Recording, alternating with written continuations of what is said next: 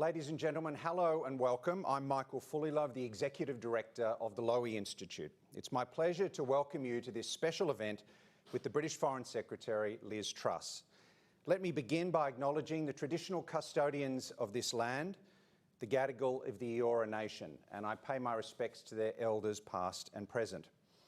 With us here at 31 Bligh Street today, we have a small but high-powered audience, including the Foreign Secretary, Australia's Foreign Minister, Senator Marise Payne, the Permanent Under-Secretary of the FCDO, Sir Philip Barton, the Secretary of DFAT, Catherine Campbell, and High Commissioners George Brandis and Vicky Trudell. Welcome. Ladies and gentlemen, it's hard to think of two countries with more in common than Australia and the UK. We share a language, a history and a sense of humour. We're both old democracies and free societies.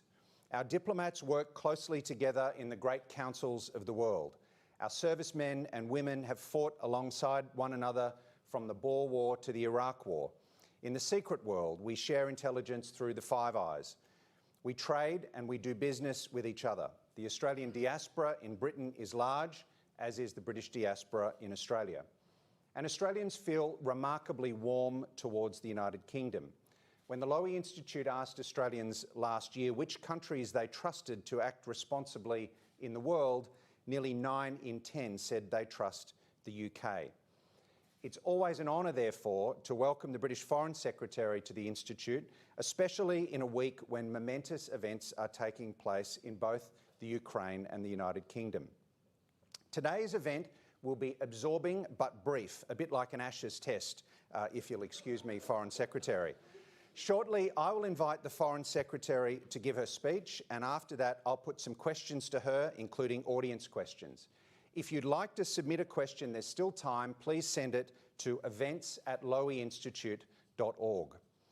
I'll come back in a few moments to introduce the Foreign Secretary, but first let me welcome Senator Marise Payne.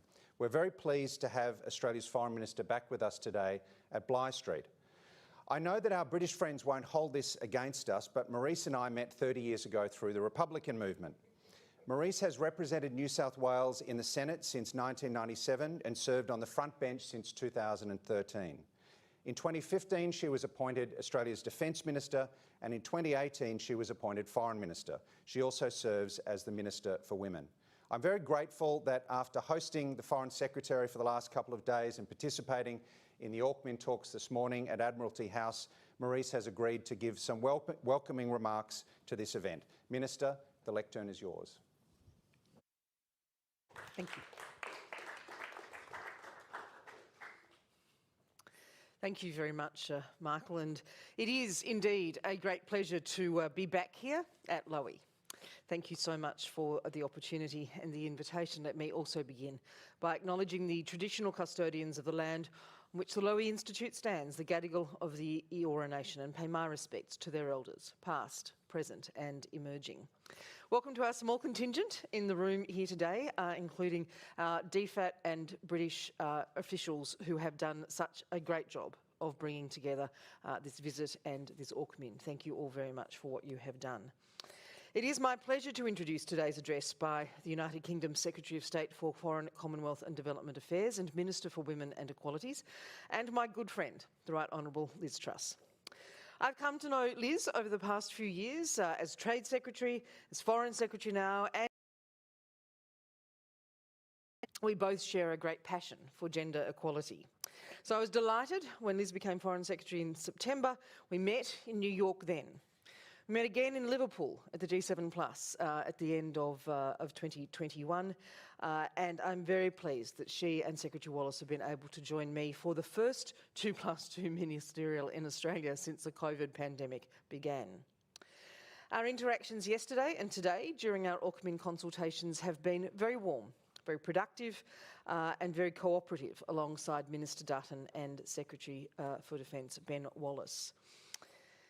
In defining the relationship between our two nations, it is tempting to reach for stories from our history, stories of mateship, stories of sacrifice together, and that's fair enough. Our history is a crucial foundation. It gives us confidence in our partnership. It tells us something about ourselves, and it brings our people together. But it would be a mistake to think that what binds us primarily today is a misty-eyed view of our past. Yes, our history has contributed to our shared values, those such as democracy, freedom, openness, respect for human dignity, and for the rule of law. But as distinct sovereign nations, we each cherish these principles in our own way, in our own modern contexts. The ways in which our people instinctively embrace these principles today means they're as relevant for contemporary challenges posed by circumstances, by critical technologies, by cyberspace and by coercion, as they were during the Cold War, or the ongoing threat of terrorism, or indeed the world wars of the 20th century. A close UK-Australia relationship is vital in today's complex and fractious strategic environment, in which authoritarian regimes are behaving as though now is their time to increase oppression internally and coerce others internationally. We are faced with coercion, with disinformation, with cyber attacks, with a disregard for the rules and norms that have given us decades of peace and stability regularly. The Australia-UK relationship is primed for our present reality and focused on being in control of our respective futures, not dominated by the will of authoritarian powers. And that's why the strategic contest is so important. As liberal democracies, it is only natural that we stand in solidarity with each other in this contested global period. That means standing up for each other and for like-minded partners, defending our values and our principles, respect for sovereignty, open markets and adherence to international law.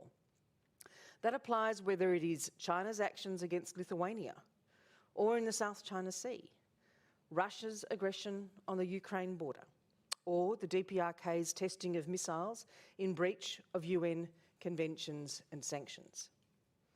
That's also why it is important that these AUKMIN consultations have taken place in person this week.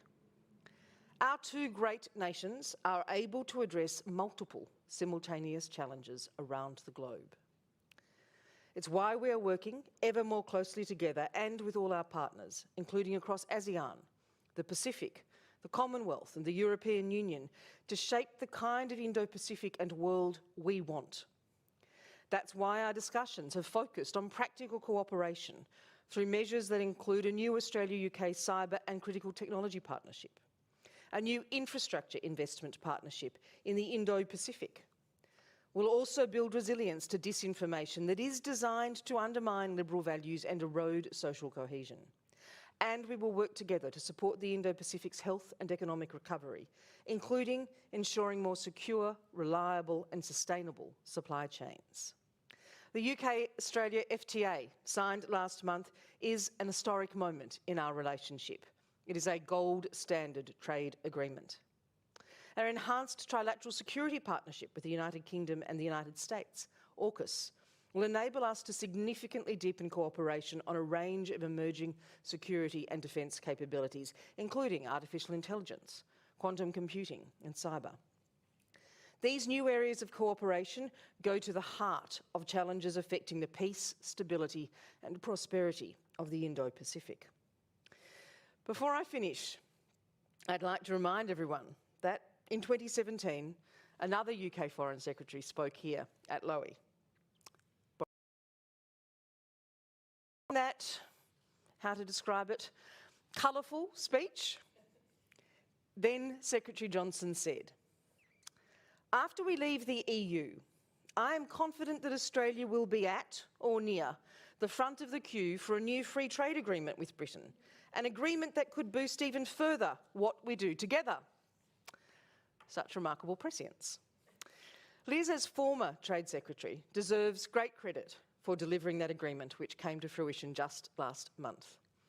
So Liz, as that Trade Secretary and now Foreign Secretary, perhaps I can challenge you today to predict the trajectory of our nation's relationship over the next 5 years. Thankfully, a large part of our future is indeed a safe bet. We will be strong allies. We will be steadfast friends. We will be working together to shape the kind of world that we want. And we will remain deeply competitive and parochial over the Ashes and the netball. It is now my great pleasure to introduce UK Foreign Secretary Ms Truss. Thank you.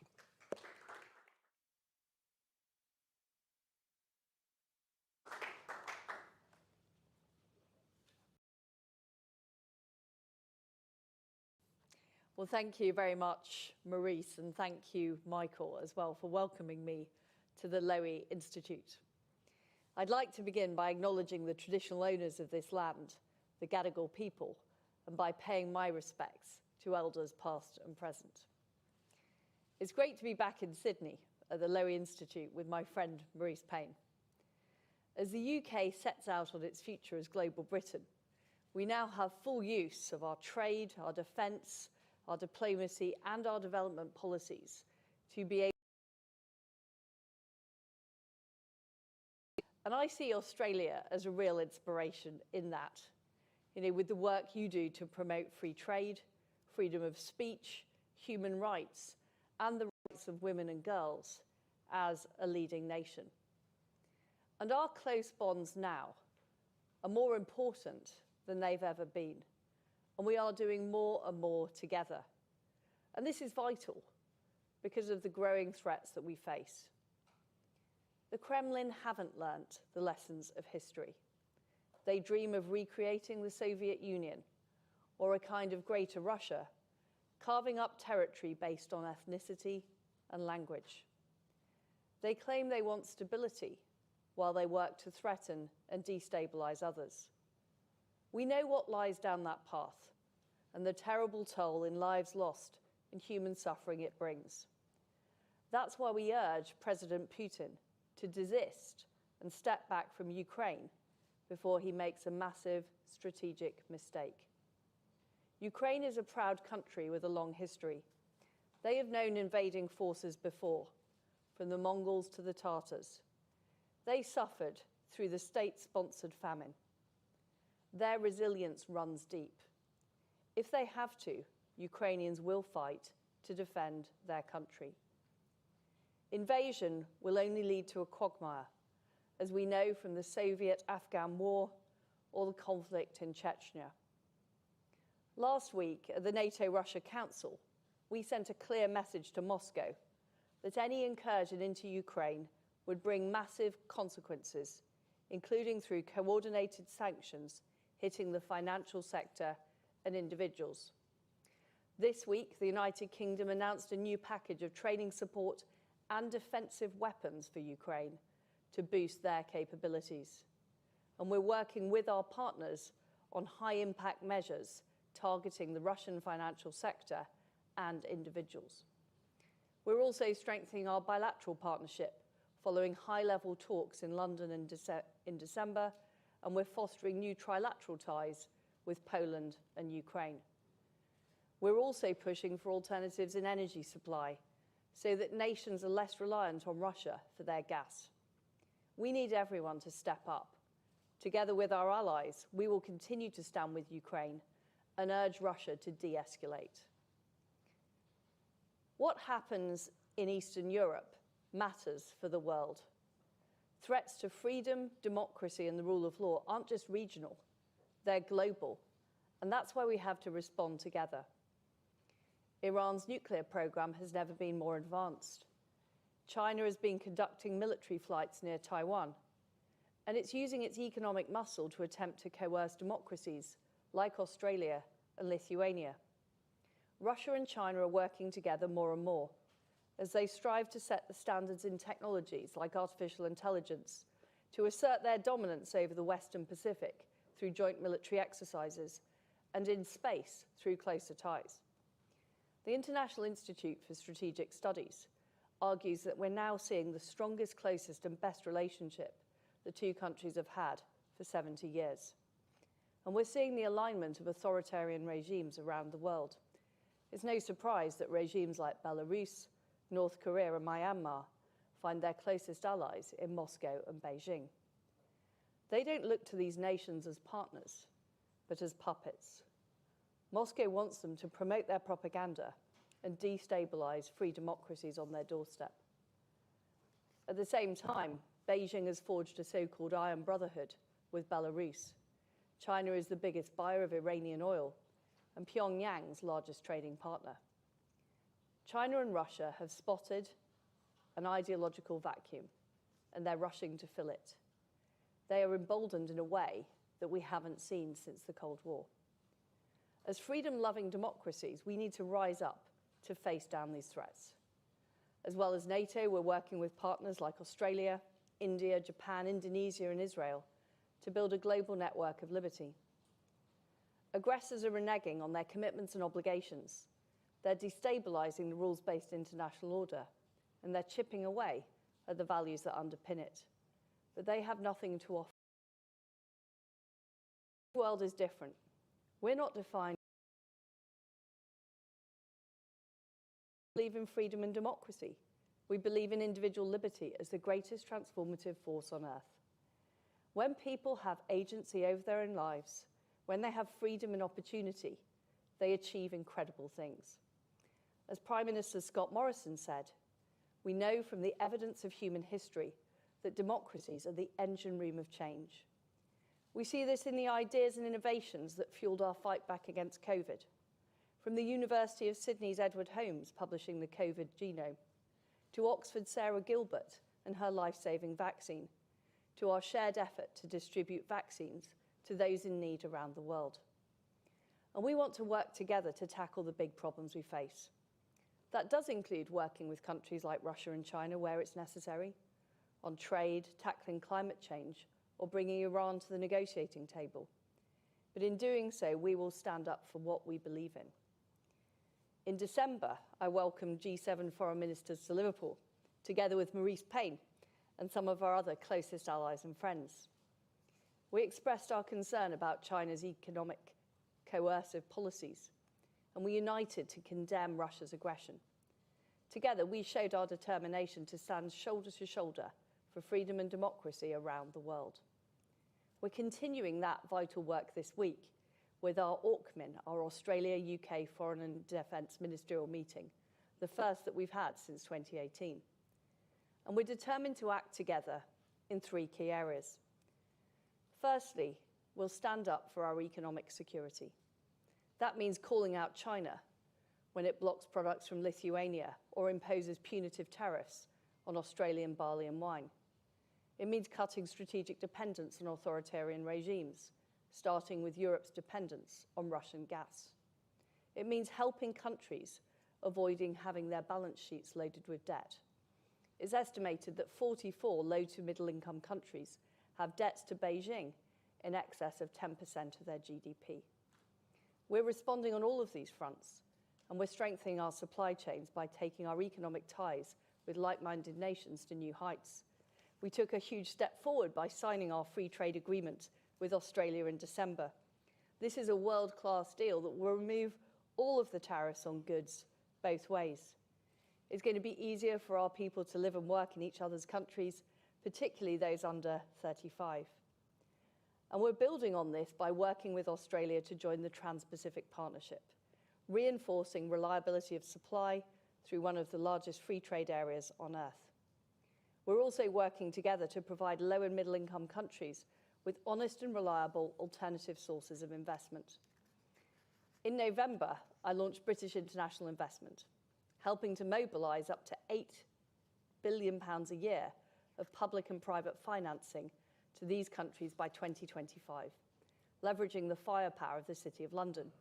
Yesterday, Marise Payne and I agreed on a closer UK-Australia cooperation to boost opportunities for investment across the Indo-Pacific, particularly in areas like energy, climate change adaptation, and technology. And we're working together to impose sanctions on human rights abusers and to keep those using forced labour out of our supply chains. Secondly, freedom must be defended, and that's why we are deepening our security ties.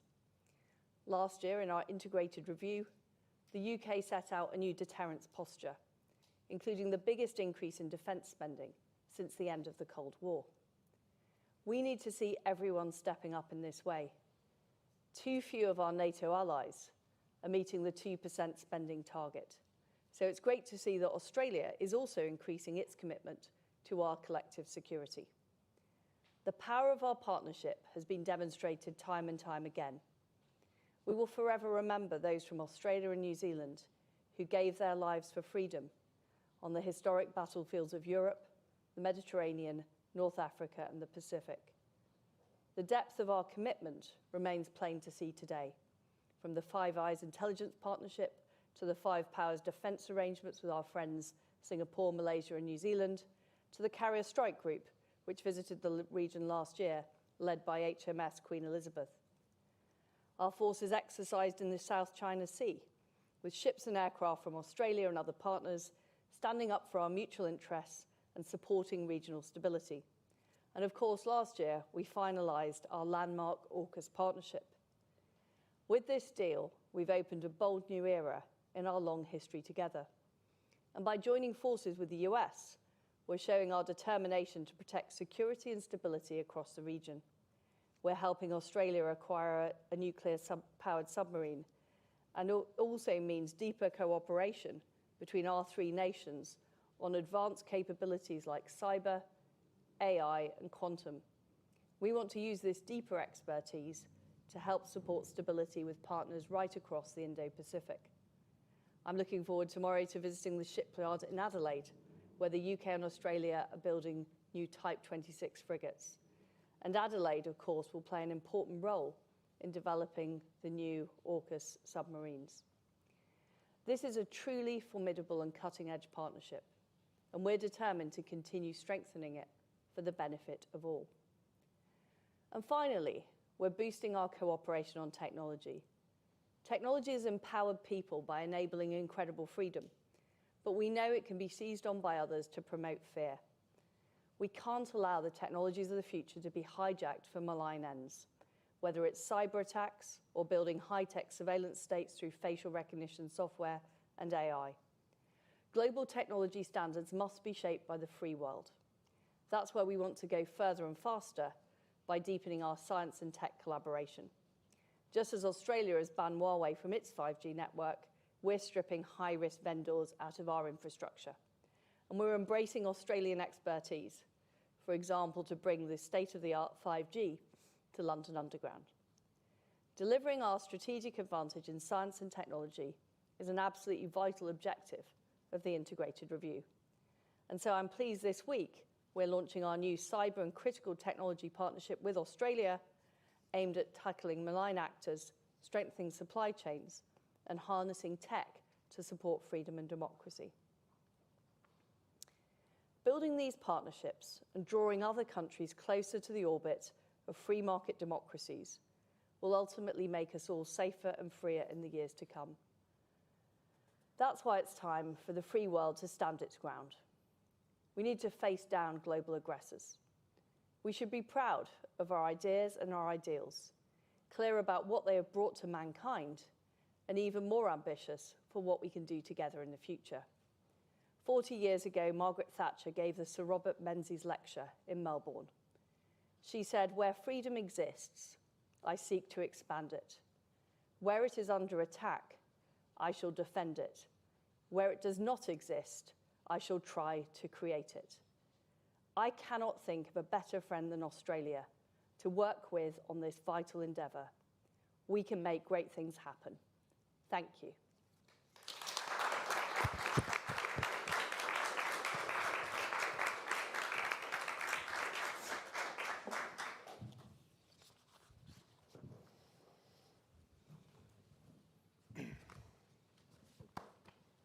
Foreign Secretary, thank you very much. Thank you for giving an important speech that's already been widely reported around the world, and thank you for agreeing to take some questions. I'm going to kick off, and then we've got some questions from our audience, which I'll also put to you. Let me start with Ukraine. You said in your speech the Kremlin has not learned the lessons of history. But Vladimir Putin might reply that history tells him that the West, the free world, is not prepared to stand up to him. After all, 8 years later, the Russian flag still flies over Crimea. Why are you confident that the free world will stand its ground, as you said? First of all, I think it's very important to note the commitments that Russia made. In the 1994 Budapest Agreement, in exchange for Ukraine giving up its nuclear weapons, Russia agreed alongside the UK and the US to protect Ukraine's sovereignty and territorial integrity. So the claims that are being made by Vladimir Putin are completely wrong about what has happened. And it is true, and I made this point in my speech, that the free world has not been doing enough since the end of the Cold War to make sure that we are deterring aggressors. But we are very clear, together with our allies in the G7, with our allies in NATO, that if there is an incursion by Russia into Ukraine, it would come at a massive cost. We are prepared to put very severe sanctions in place. We are also working to support Ukraine in terms of defensive capability. What I would say as well is that dealing with this immediate situation is, of course, an absolute priority. But the free world also needs to work together to reduce economic dependence on Russia, to put in place the agreements that help countries have alternatives in terms of trade and investment. So in the future, it becomes harder for those aggressive regimes to use economic dependence as a way of getting what they want. So yes, we are very ready to act in the immediate term, but in the longer term, this is why it's so important that we are investing in developing countries. It's so important that we are trading widely across the world using strong rules-based agreements like the CPTPP. That's the best way to protect ourselves from aggressors, is from a position of economic and defensive strength. Let's move to that long-term approach, because I know that you're also very keen on allies and like-minded countries working much more closely together, cooperating with each other. And AUKUS is an example of that. When I heard about AUKUS, I was reminded of something that Winston Churchill said in 1940, when the United States provided Britain with 50 overage destroyers in exchange for access to British naval bases. And Churchill said that the two countries, the UK and Britain, the UK and the United States, will have to be somewhat mixed up together in some of their affairs for mutual and general advantage. Do you think that in the face of new challenges, we will once again see like-minded countries getting more mixed up together? Yes, and I think that's a good thing. And one of the points I made in my speech is we're seeing more working together by authoritarian nations. And it's vital that we do work together and that we rely on each other. And that's, of course, about important allies like Australia, like the United States, like our European allies.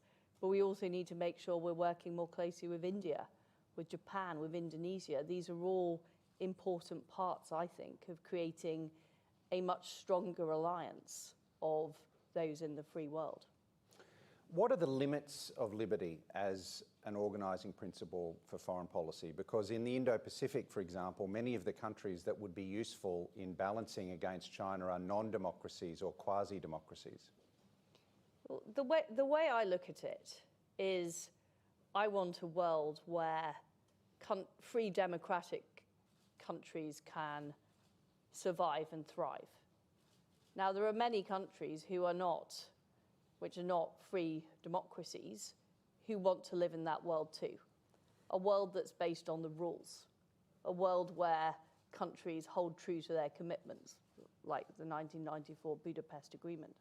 So I think it's right that we form partnerships with all of those countries who want to see a fair, rules-based world. Now, not all of them will share our exact way of life and our exact values. And I'm a believer in personal freedom in democracy. I do think it is the best way to organise a society.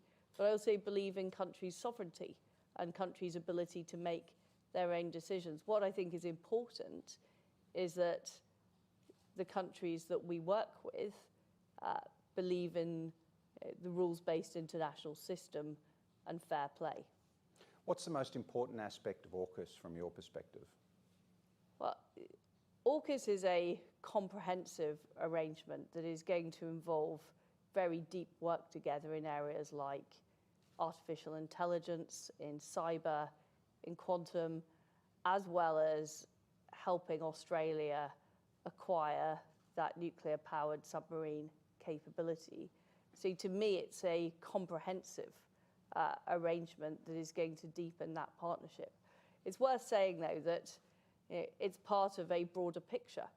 We also need to make sure we are preparing NATO for the new era, working much more in areas like hybrid, in areas like cyber as well. So this is not, we want to work together to develop these capabilities and also share with our friends and allies around the world. I mean, of course, the ASEAN group is extremely important in that, for example.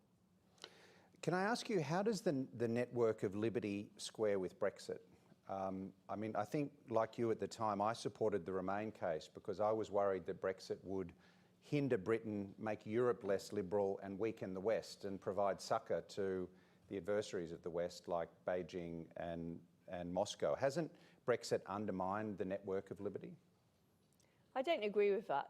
Brexit was a sovereign decision made by the British people who wanted that ability to determine our future without being part of the EU. And we now have full control, for example, over all aspects of foreign policy, including policies like trade policy and sanctions we previously didn't have. And some of the portents of doom about Brexit simply haven't come true. Not the economic consequences were claimed, but also in terms of security, if you look at the response to the issues with Russian aggression on Ukraine, we've been working very closely with the EU, key part of the G7 statement. We've been working very closely as part of the Quad with France, Germany, and the United States.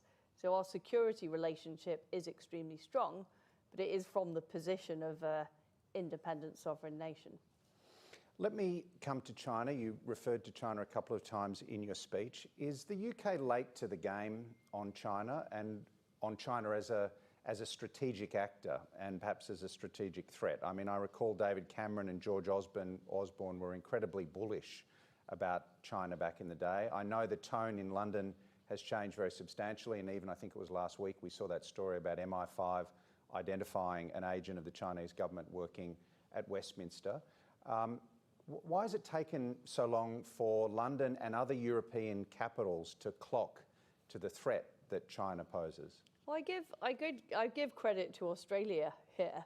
I think the situation with Australia, the economic coercion we saw, it was one of the wake-up calls as to exactly what China was doing and the way it was using its economic might to try to exert control over other countries. And I think there was a belief in the past that as China got wealthier, it was headed on a path towards becoming a freer, more democratic society. The reality is that hasn't happened.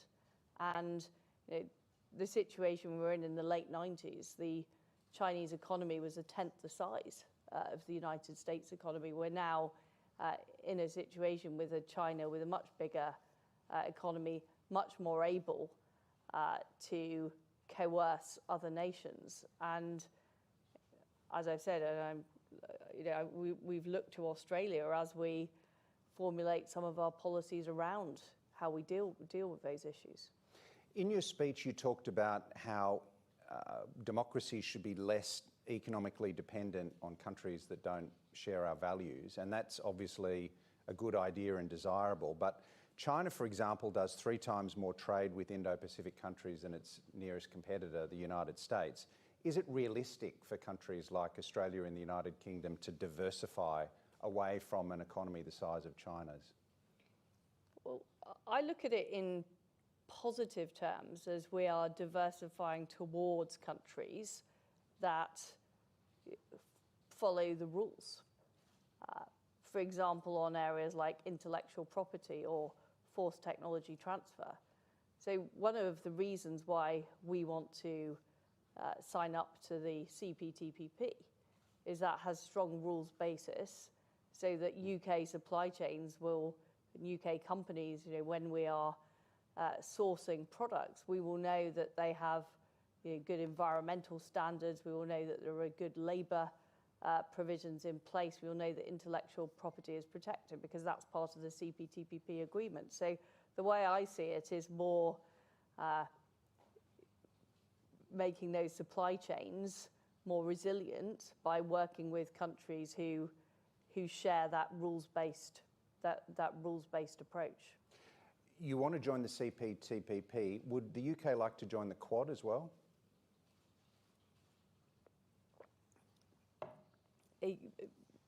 Well, we are looking at all kinds of groupings that we could potentially be part of. But it would take the Quad members to want to have the UK as part of it. Okay.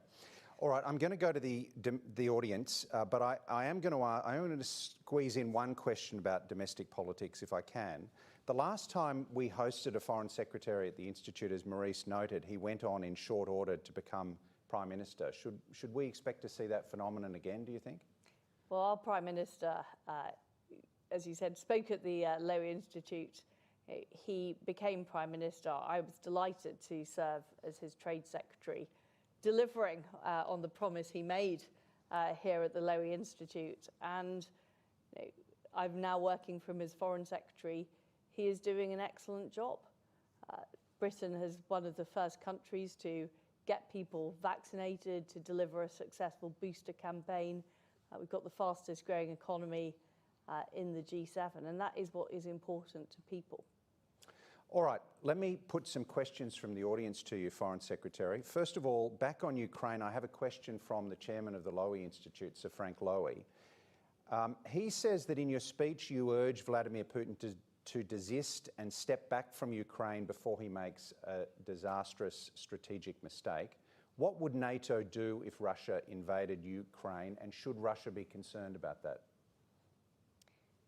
Well, what we have been clear is there would be severe consequences should Vladimir Putin stage an incursion into Ukraine, economic consequences in particular, and that would have a very damaging effect. And the other point I would make, which I made in my speech, is it would not be easy. The Ukrainians will fight this. This could end up as a quagmire, and I think that should be seriously considered by Russia. But of course, Ukraine isn't a member of NATO, so it's not in the same position as, for example, the Baltic states, where there would be direct action in the case of any conflict. Okay, we have a question from Susanna Patton, who's a researcher at the Institute. Susanna asks, how do you see the evolution and the purpose of the Five Eyes intelligence network? And she asks, it appears to be emerging as a grouping to coordinate policies as well as to share intelligence. That is a very fair point. It is both of those. It is both of those things. It's a very, very valuable intelligence network that both the United Kingdom and Australia are part of. But I think what we're seeing in foreign policy in general is more overlap between different areas of policy, whether it's economic and trade policy, diplomacy, intelligence, communications. All of those things are interlinked. So yes, it is a useful forum for policy too. I have a question from Laura Jays of Sky News. What role will the UK play in maintaining the rules-based order in the Indo-Pacific and helping to curb China's growing aggression? Well, first of all, we are playing a leading role, for example, in organisations like the World Trade Organization to make sure the rules are adhered to, but also to update the rules for the modern age. The WTO was created before in particular, we see so much use of technology and the internet. So we need to make sure that it's updated to reflect the way things work now. I think the CPTPP is an important part of creating a better rules basis. And of course, by joining that, the UK is helping bolster that organisation. We have a question from Evelyn Nordhoff in the Australian Defence Department on China's activities in the South Pacific. She asks, how can Australia and the UK work together to protect the democracies of the South Pacific and reduce their coercion by the CCP? I think one particular area is maritime security. The UK has already carried out a deployment of the Carrier Strike Group in the region. There is more we can do to cooperate on maritime security with Australia, but also other nations in the area. We have also a question from Mary Jardine Clark from Greenwich House and she mentions that we've seen a growing presence of US defensive forces rotating through Australia. Might we see home porting for UK naval assets in Australia?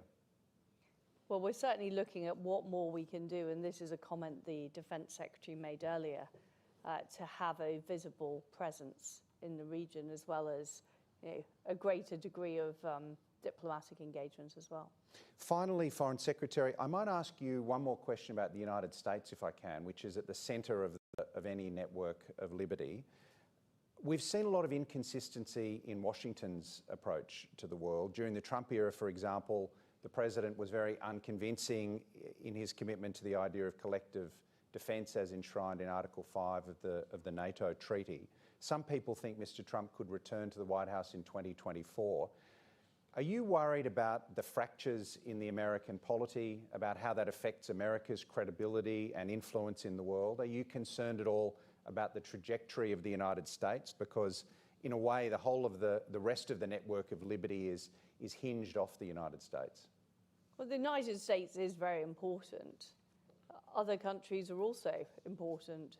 One of the reasons I'm here in Australia is a very important partner of the United Kingdom. I've mentioned India and Japan as other absolutely key parts of working more closely together in areas like the economy and security. One comment I would make about the United States is that I want to see more engagement on trade and the economy, because if countries don't have an alternative to strings attached investment, that is a problem.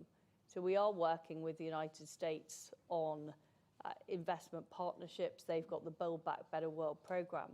But I think more economic engagement, the UK and Australia, by working to promote free trade, are doing that. It would be fantastic to see the US doing more, and also the European Union doing more to make sure that countries have those alternatives. Foreign Secretary, it's been a pleasure to host you today at the Institute. We've run out of time. Thank you for giving an important speech that will be studied closely and for taking our questions.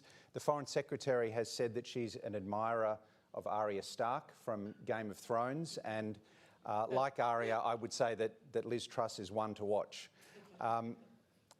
Foreign Secretary, we look forward to hosting you at the Institute again in the future. Thank you. Thank you also to Australia's Foreign Minister, Senator Marise Payne, for joining us, and to everyone in the audience for tuning in. For now, it's goodbye from the Lowy Institute. Thank you very much.